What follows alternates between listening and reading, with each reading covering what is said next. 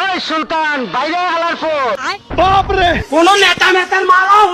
Guys এই ইঁদুরটি ধনী ব্যক্তিদের মধ্যে একজন। তো সরকারকে খাজনা দেওয়ার ভয় এমালে পুরো বাড়ির লুকটাই চেঞ্জ করে ফেলে। আসসালামু আলাইকুম বড় ভাই, তুমি তো শেষ। আপনি যদি মুরুবি না হইতেন তাহলে কি করতেন? আমার তো নামারে বিমল স্যার, তোর ইনকাম কত? ইনকাম নাই না। এরপরে ইঁদুরটি বসে চেয়ারে হিসাব করার জন্য। আমারে চিনচ?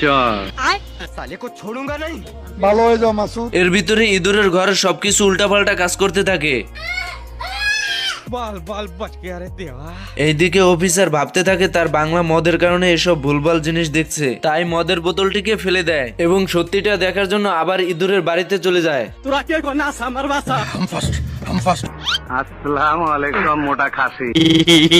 না বেটা, হইলো বেটা।